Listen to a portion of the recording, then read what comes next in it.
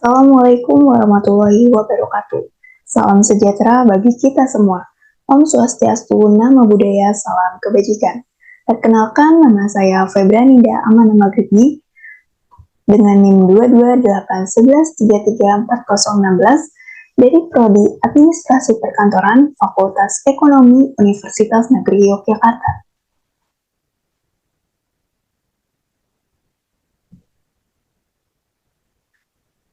Pada kesempatan kali ini, saya akan menjelaskan tentang etika berkomunikasi. Apa itu etika berkomunikasi?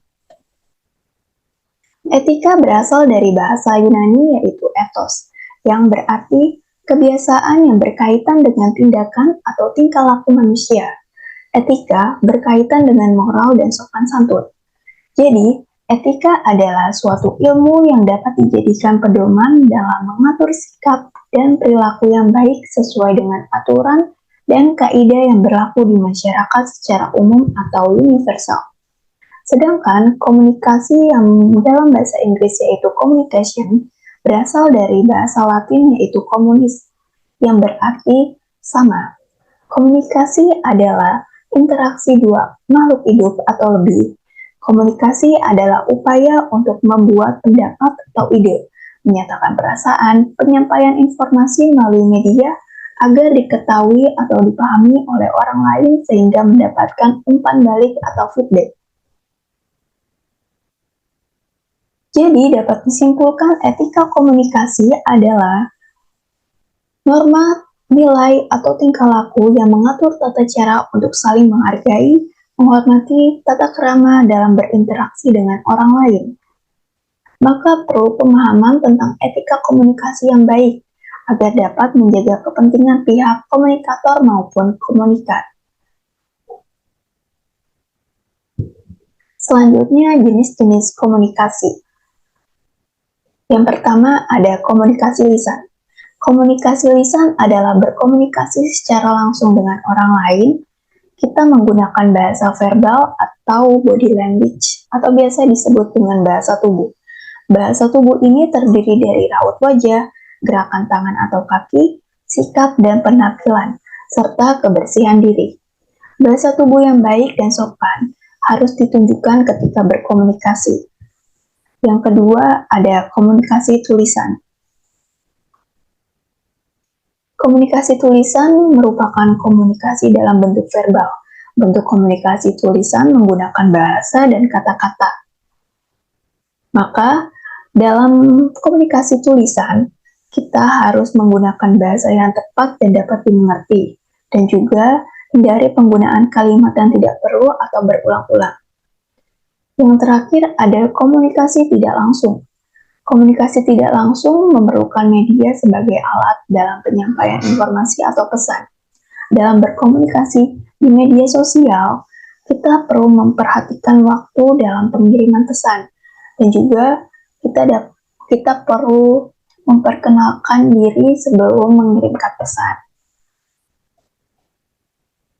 Selanjutnya ada komponen komunikasi.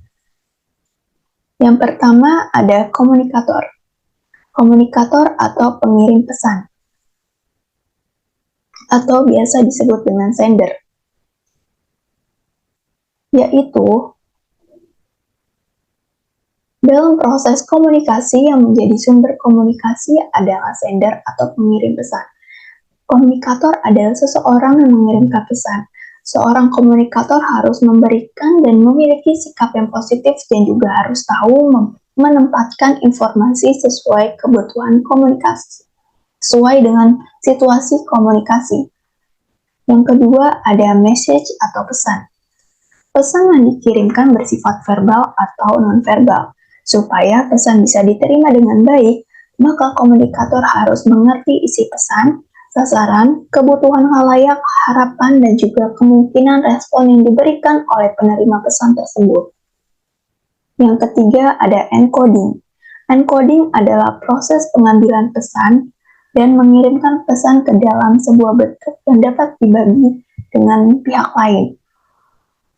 Untuk dapat melakukan encode sebuah pesan, maka kita sebagai komunikator harus memikirkan apa yang komunikan butuhkan agar dapat memahami atau melakukan decode sebuah pesan.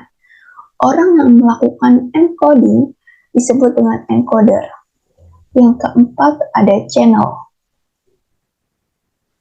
Channel atau media atau saluran komunikasi. Media atau berbagai media yang kita gunakan untuk mengirimkan pesan. Yang termasuk ke dalam media atau saluran komunikasi adalah kata-kata yang diucapkan, kata-kata yang tercetak, media elektronik, atau petunjuk nonverbal. Yang kelima ada decoding. Decoding terjadi ketika komunikan menerima pesan yang dikirimkan. Dibutuhkan keterampilan komunikasi untuk melakukan decode. Kemampuan membaca secara menyeluruh, mendengarkan secara aktif, atau menanyakan atau mengkonfirmasi ketika dibutuhkan. Yang keenam ada komunikan. Komunikan atau penerima pesan.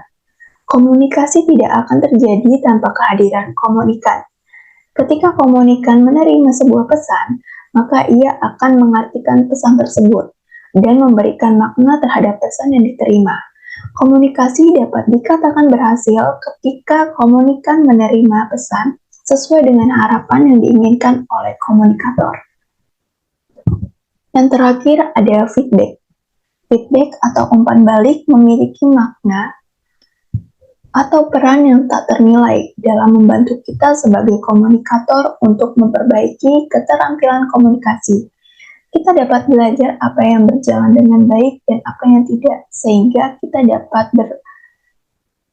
dapat melakukan komunikasi secara efisien ketika kita melakukan komunikasi di lain waktu. Selanjutnya ada etika dalam berkomunikasi. Yang pertama ada menjaga ucapan.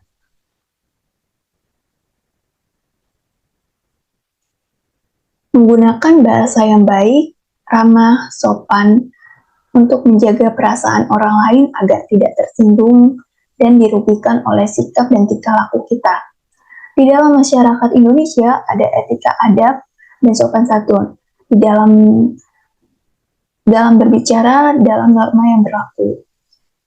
Yang kedua ada sopan santun. Sopan santun yaitu bertingkah laku yang baik dan ramah terhadap lawan bicara. Ada beberapa hal sopan santun yang diperhatikan dalam berkomunikasi. Contohnya, menyapa lawan bicara dengan sopan dan tidak berlebihan atau dibuat-buat. Menggunakan panggilan atau sebutan orang yang baik, serta memperhatikan volume, nada, intonasi, dan juga kecepatan bicara. Berpakaian dengan rapi dan bersih, gunakan pakaian yang pantas dan sesuai dengan keadaan. Menggunakan pakaian yang membuat lawan bicara nyaman dan tidak merasa terganggu. Yang ketiga, ada efektif dan efisien. Komunikasi dapat dimengerti oleh kedua belah pihak.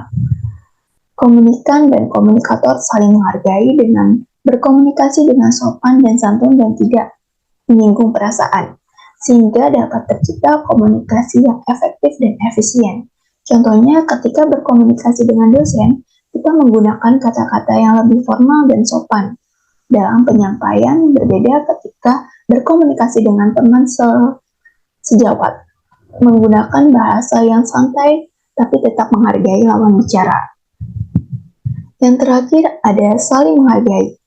Saling menghargai dalam berkomunikasi dapat dilakukan dengan menatap mata lawan bicara dengan lembut ketika melakukan komunikasi. Hal ini menunjukkan kesan pertama yang baik kepada lawan bicara, yaitu adanya ketertarikan kita kepada informasi yang disampaikan oleh lawan bicara. Mendengarkan dan tidak memotong pembicaraan pada saat berkomunikasi langsung, tidak memotong pembicaraan lawan bicara, tidak mudah terpancing emosi, dengan menjadi pendengar yang baik, maka komunikasi akan menjadi efektif dan efisien. Menghargai dan menerima kritikan yang disampaikan lawan bicara kepada kita sebagai motivasi untuk kemajuan diri.